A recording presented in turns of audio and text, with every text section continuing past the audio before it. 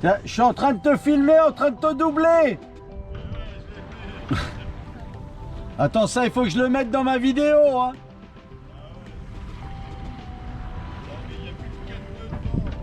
Ouais, mais ça va repartir.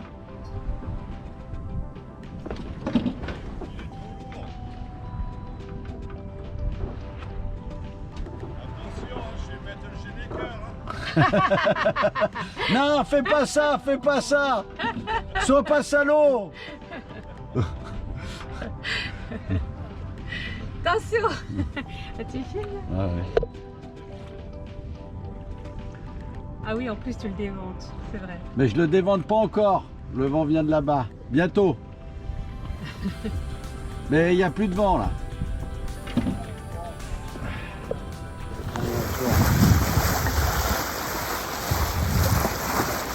À ce moment, nous étions sur le parcours entre Malaga et Gibraltar.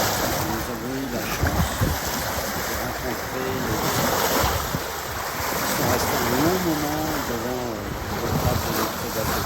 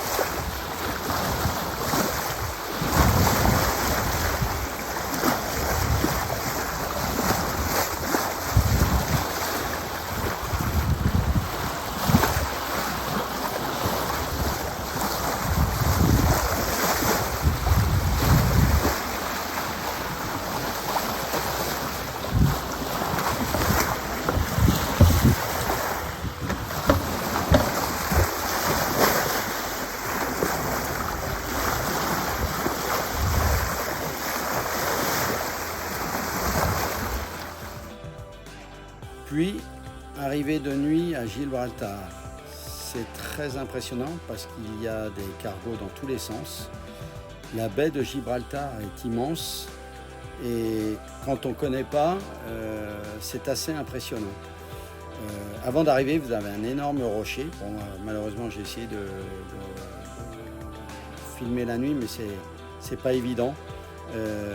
Mais on peut voir là l'ensemble de ces cargos. On voit un peu le rocher qui se devine. C'était assez impressionnant. C'est à vivre. Ensuite, il fallait qu'on arrive à trouver le port. C'était côté espagnol, puisqu'il y a des ports plaisance anglais et puis espagnol. Donc il fallait qu'on arrive à trouver le port côté espagnol. Donc il était quand même minuit, grosso modo 11h minuit quand on est arrivé. Mais il n'y a pas eu de souci, on a réussi à rentrer dans ce port. Le lendemain, nous sommes allés visiter Gibraltar côté anglais. Et le truc incroyable, c'est que vous traversez la piste de l'aéroport de Gibraltar qui s'ouvre entre deux avions pour aller à la frontière anglaise pour visiter. Parce que ce qu'il y a vraiment à voir à Gibraltar, c'est le rocher, c'est la vue qu'on a au-dessus de ce rocher, et puis tout le côté anglais est assez surprenant. Vous avez l'Oceans Village où vous avez des restaurants les uns derrière les autres. c'est assez surprenant. On est venu ici en repérage pour le carburant parce qu'il fallait qu'on fasse les pleins de nos bateaux. Et c'est vrai que du côté anglais, on n'a pas les taxes comme en France ou en Espagne, comme en Europe. Et donc il fallait repérer par où on allait venir. Nous sommes ensuite allés sur le rocher de Gibraltar. On est monté avec un téléphérique là-haut pour vous montrer la magnifique vue de ce rocher sur la baie de Gibraltar. L'autre particularité qu'il y avait d'aller sur ce rocher, c'était de se retrouver avec les singes, à se côtoyer des singes en liberté. C'est marrant.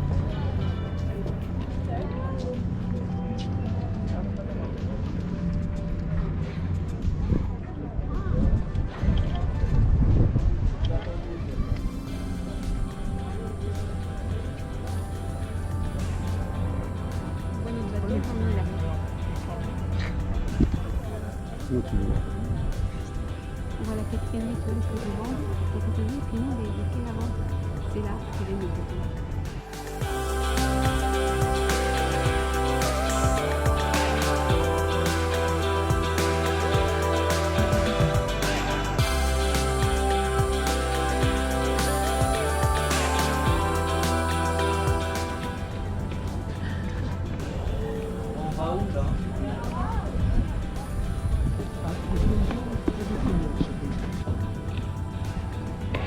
Le bateau que l'on voit en contrebas est en train de couler. Donc ils sont en train de faire un périmètre autour de ce bateau.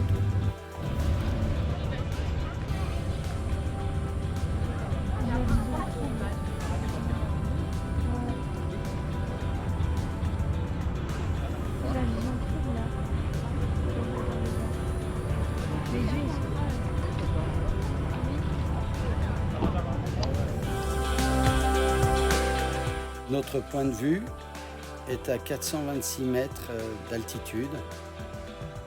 On a le côté anglais qui est tout de suite à notre gauche en contrebas et le côté espagnol à droite tout en profondeur. Oui, il a contre-jour. Faudrait que tu te mettes un peu au soleil, mon frère. Par là-bas, si tu veux bien. Hein, on te verrait mieux là. Il a l'air vénère. Là, il me dit, tiens, tu es en train de me les gonfler. Ça va pas. Départ pour les Canaries, ce mercredi 12. Nous partons avec Yeoma, le catamaran, et avec Odin. Je suis derrière. Voilà.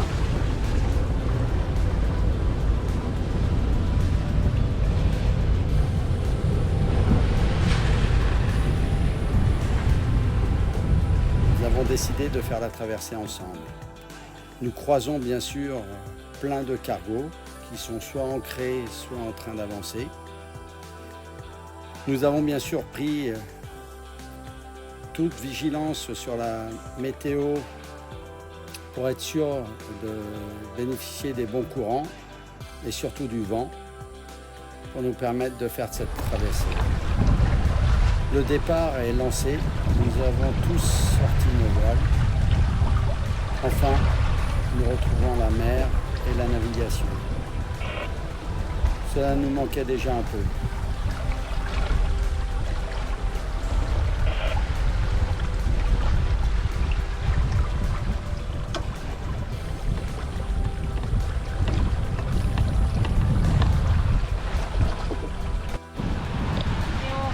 On est en condition de mer relativement musclée. Il n'y a pas des grosses vagues, mais il y a du vent.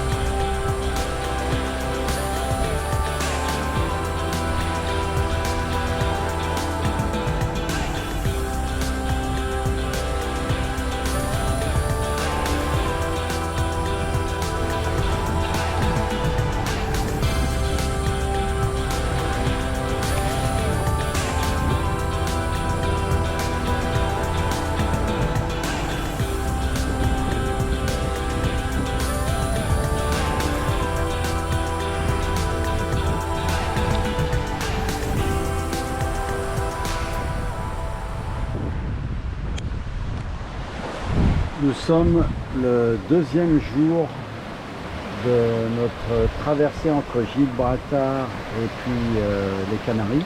On va aller à la Graciosa. Là il est 19 h.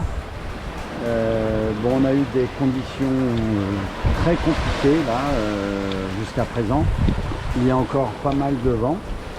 Je vais vous montrer un petit peu l'état de la mer. On a des vagues de 2,80 m. Là, je sais pas si c'est là, la voie bien là-bas, c'est trop gros.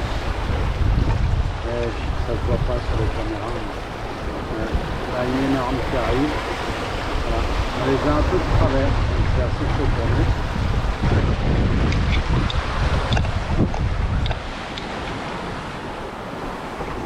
On est sous grande voile et phoque, c'est largement suffisant.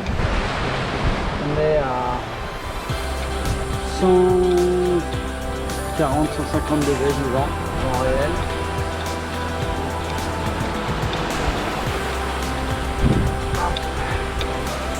On a installé pour la nuit des panneaux latéraux de tente pour qu'on soit un peu abrité de l'air.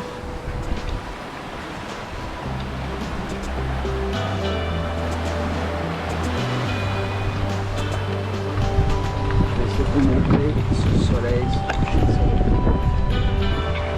Magnifique, magnifique.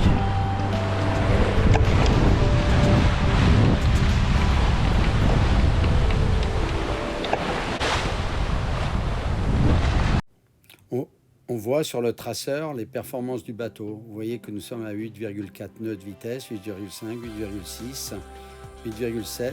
Il y a 20 nœuds de vent à ce moment-là. Et on va même, vous allez voir, monter jusqu'à 9 nœuds. Voilà, 9 nœuds 3 avec 19, 20 nœuds de vent.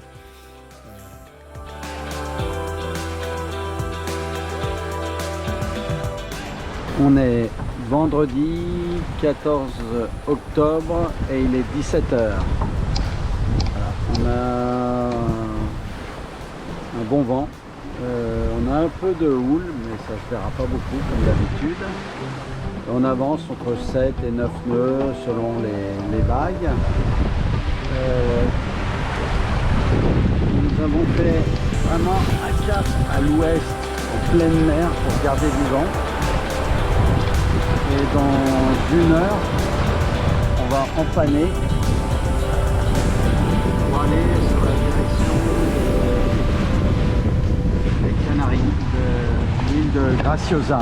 Mais je crois que ça va être encore un plein vent arrière, donc moi je vais être obligé de zigzaguer.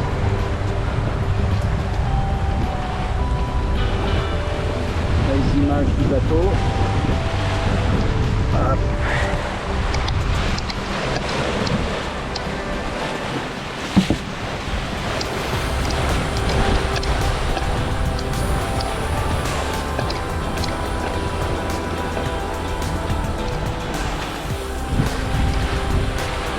On est sur un cap au portant à 150 degrés parce que je ne peux pas mieux faire avec le bateau.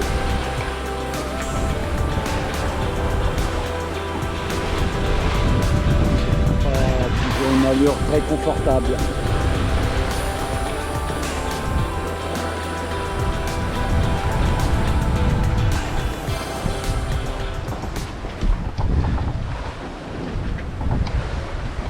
Alors je vais vous montrer un peu notre... Donc, je voulais faire un petit point et un résumé de ce parcours d'environ 4 jours. Nous sommes partis de Gibraltar le mercredi 12 octobre à midi, vers 11 h midi, pour aller sur l'île de la Graciosa aux Canaries. C'est un parcours de 580 000 à réaliser, 580 000 nautiques, et on avait choisi cet horaire de départ par le fait d'avoir un courant favorable pour passer le détroit de Gibraltar, et puis par rapport au vent. Il s'avère que le vent est bien là, et même même très fort. Ça fait 2 nuits où on a été dans le dur, où on avait énormément de vent. Mais ce vent est un vent vraiment arrière, donc ça m'oblige moi à zigzaguer pour éviter des empannages dangereux, voilà, inattendus. Moi je peux naviguer qu'à 150 degrés, le vent arrière c'est 180 degrés. Je ne suis pas équipé pour faire ça. Donc mon parcours qui devait être de 580 000 nautiques va se transformer en un parcours de 680 000 nautiques. Donc je fais 100 000 nautiques de plus. Voilà, par rapport à la configuration de mon bateau. Le temps qui était prévu à la base c'était 3 jours et quelques heures, mais étant donné que je fais 100 000 nautiques de plus, même si je gagne un peu en vitesse, à mon avis ça sera plutôt 4 jours que 3 jours et quelques heures. Depuis notre départ, on a relativement bien pu se suivre avec Odin jusqu'à, on va dire, hier soir minuit où notre dernier contact avec la VHF a eu lieu. De leur côté tout allait bien, ils avaient réduit, parce qu'encore une fois on avait énormément de vent cette nuit, ils avaient réduit leur voilure par sécurité et pour être un peu plus à l'aise. Nous, on ne pensait pas que le vent allait monter aussi haut et à 30 nœuds, donc on était pleine voilure et ça nous a posé quelques problèmes d'inconfort et de gestion de nos voiles où on était surtoilés. À minuit, vers minuit, on a pris la décision de prendre un riz, mais de prendre même plusieurs riz. Mais pour prendre des riz sur notre voilure, il faut se mettre face au vent. Il faut d'abord rentrer le foc, ensuite il faut se mettre face au vent et prendre des riz. Prendre des riz, ça veut dire réduire sa voilure. Ça a été relativement compliqué parce que forcément on se retrouve face aux vagues, face au vent mais face aux vagues forcément. Et il y avait grosso modo des creux de 3 mètres, donc c'était une opération très délicate et qui finalement a été très bien menée et on s'en est très bien sorti, mais ça a été très stressant. Mais par contre, effectivement, le fait d'avoir laissé ses voiles jusqu'à minuit a fait qu'on a creusé un écart très important avec Odin. Et aujourd'hui, on n'arrive plus à se joindre avec la VHF, on est trop loin l'un de l'autre. Donc on espère, je pense que lui a dû réduire son parcours, ne pas aller aussi loin que moi en mer. Et peut-être que d'ici 24 heures, on va réussir à se retrouver sur le parcours, ou en tout cas pas très loin, ou à portée de VHF pour qu'on puisse communiquer et qu'on puisse être tranquille de part et d'autre, que tout le monde va bien. Voilà ce que je peux dire actuellement sur notre navigation. Donc tout se passe finalement bien. On espère bien sûr que ça va durer. J'ai même pêché, pas hier, mais avant-hier, j'ai pêché une bonite. Tout se passe bien. On essaye quand même de ménager le bateau. Ce qui n'a pas été trop le cas quand même hier soir, mais bon. Tout s'est bien passé. Nous sommes arrivés le dimanche à 11 h à Playa Francesca, après une nuit très agitée où on a eu de la casse, car aucune météo nous avait annoncé qu'on aurait de 1 h du matin à 5 h du matin 35 nœuds de vent. Donc bien sûr, nous nous sommes laissés surprendre par cette tempête et nous avons subi donc quelques dégâts. Nous avons déchiré partiellement notre code 0 que nous avons rentré à la hâte. Donc ça, il sera réparable, mais c'est le vieux code 0, donc c'est pas trop grave. Mais surtout, nous avons cassé notre baume enrouleur. Le mandrin de la baume est sorti de la baume en elle-même et pendant 4 heures a battu à l'extérieur avec la voile, car nous ne pouvions absolument pas intervenir. Donc là, nous avons contacté le fabricant, puisque c'est pas vieux cette installation, pour qu'il puisse intervenir et nous faire cette réparation. Nous profitons de ces images pour vous montrer où nous étions au mouillage. Nous sommes montés effectivement sur cette butte pour pouvoir voir la baie. C'est une baie isolée de tout, avec des plages de sable fin, une qualité d'eau superbe et un endroit vraiment de rêve. C'est un endroit très aride où il y a très peu de monde, mais c'est très dépaysant. C'est vraiment à voir. Vraiment, nous, on a été enchantés par cet endroit. Vraiment enchantés. Vous pouvez voir notre mouillage en contrebas, où nous nous sommes retrouvés avec pas mal de bateaux qui font exactement le même parcours que nous. Beaucoup de Français et un peu de tous les styles de bateaux. Nous sommes montés au sommet de ce volcan pour apprécier la vue sur cette petite île. Nous étions un petit groupe de Français pour cette expédition.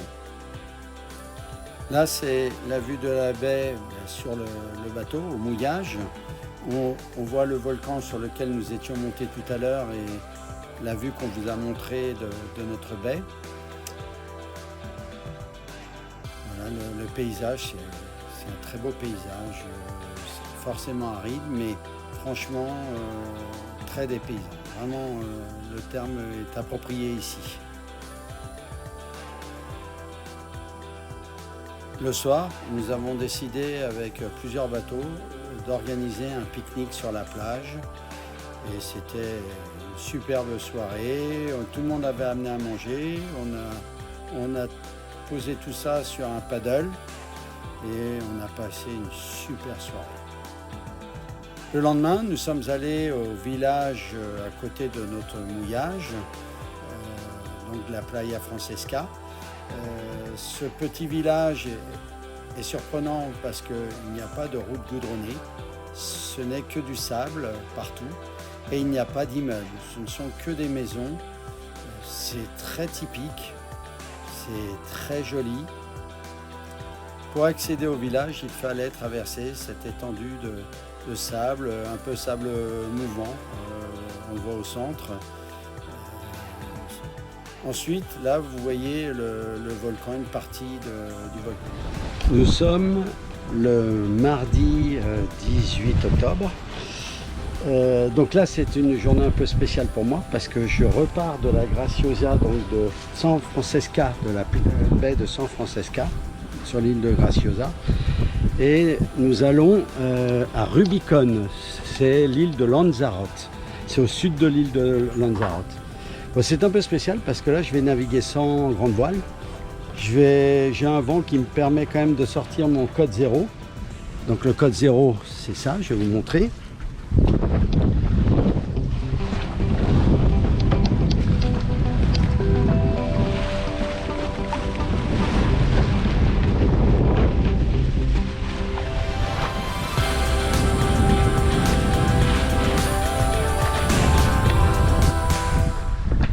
Voilà, là on turbine bien, il y a un petit vent, je vais vous montrer le vent, comment ça se passe. Donc voilà, c'est ici, on a 9 nœuds 5 de vent et nous avançons à 6,2 nœuds, donc c'est super bien. Et donc nous allons aller, hop, voilà, Rubicon, c'est par ici, nous allons aller par là ou par là. Plus, hop, Rubicon, voilà, c'est par ici, donc nous allons mouiller par ici. Voilà. On a 30 000 à réaliser. Finalement, j'ai dû mettre mon génaqueur car le vent était plus à 160 degrés qu'à 120 ou 130 degrés. Et le génaqueur avec le bout de dehors me permettant de centraliser un peu plus ma voile. Donc comme vous pouvez le voir sur l'écran, je n'ai plus de grande voile puisque là j'attends maintenant la réparation de ma baume et je ne voyage qu'avec ou le code 0 ou le génaqueur. sur ces images. Il me reste à vous saluer et à vous dire à la prochaine. Je vais essayer de sortir une vidéo un peu plus rapidement. Mais là, c'est vrai qu'on est très pris avec le problème et les réparations. Grosse bise à tous mes enfants